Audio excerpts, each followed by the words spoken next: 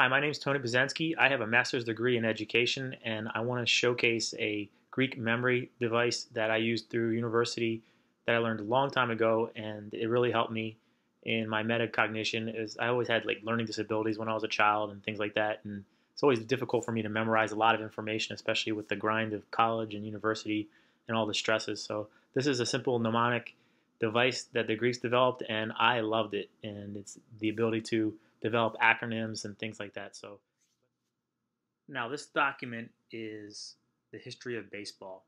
And raised an American, I have loved baseball since a little child. I really don't know the history.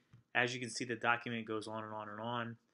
And what we need to do here is look at how can we have retention of what we're going to read. All reading, ultimately, if you're going to read it out loud or internally, you need to comprehend what you're reading. And what this is about is your retention and your memory. So we know that words are created with letters.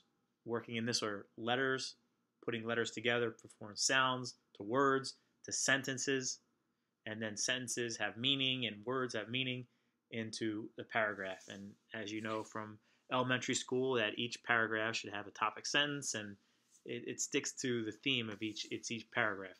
So the idea here is to read each paragraph for understanding, and that can be active and having a highlighter, and it's just what are you going to highlight, and there has to be a strategy involved. You just don't. I don't think that you should be able to just highlight just to highlight. You got to pull the most important things in that paragraph out, and when you do that, you can start to break things down backwards. Here's what I'm talking about, and if we start off with the first paragraph and the first sentence, the most popular game that gained fame as being America's favorite pastime is none other than the brisk game of baseball. Now, this first sentence, the popular game that gained fame for being America's favorite pastime, this is the most important idea in that sentence. So that's something that will need to get highlighted and pasted. Next, there are many controversies and debates that go with the origin of baseball. Controversies and debates is the next really important topic of sentence 2. And you can kind of see what I'm doing here. Cricket, baseball, softball running games, and rounders are believed to have taken shape from primitive types of community games. So this next sentence is about community games. And this is what you do. You highlight the most important things and put them to the side. We're going to go. Now, even though the name has no clear relation, many games were popularly played that somewhat resembled modern-day baseball. There were different ball games that were known by amusing names, such as stool ball, goal ball, and poison ball. So the last sentence is about amusing games, and I would kind of highlight some of these interesting names, amusing names, as I say. So this is the first part. These were the notes that you took in the first paragraph. America's favorite pastime, controversies and debate, the community games, and the stool ball, goal ball, and poison ball. So let's take this out of it and just leave it there. Now, we're working backwards.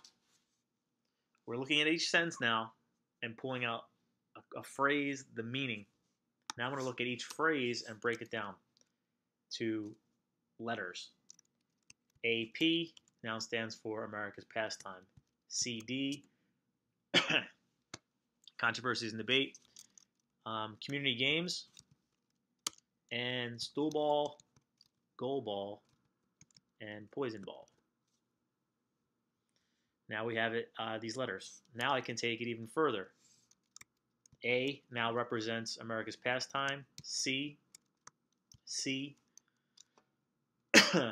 S, G, P. This is the part where if you're really good at Scrabble, you can figure out a really funny acronym, something that relates to something that you can remember.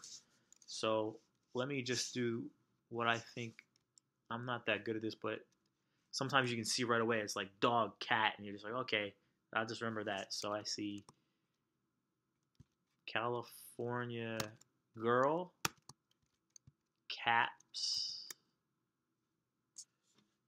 and that's it. So now I have a clever acronym, GC or CG caps, California girl caps. And that paragraph, paragraph 1, this whole thing in my mind is California, California girl, CG caps. That's all I'm thinking. And you do this for each paragraph. So at the end of the document, you have line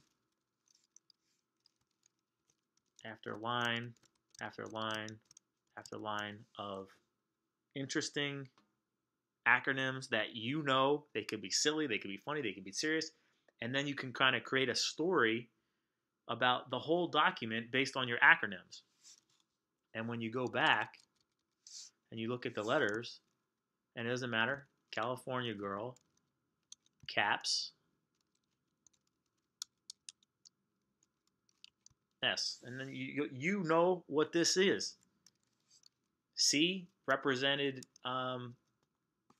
controversy and debates. G was goal ball. C was the other one, community games. A, America's pastime. P was poison ball. And S was stool ball. You can work letters to words to sentences to paragraphs or go all the way back. English is a very precise language. It is a precise language, and everything has meaning. So this is how you do it. This is a mnemonic Greek memory devices. I love it. So do this with important documents. I recently did this with a eulogy, and I was able to speak clearly in public with my speech, and I worked on my speech and what I was going to say and all these things. And I basically went to the podium, and I had an acronym. And anytime I had to speak, I just looked at the acronym. I knew exactly what I wanted to cover. So pretty cool trick, and I'm hoping to pass this on to you. Give it a shot.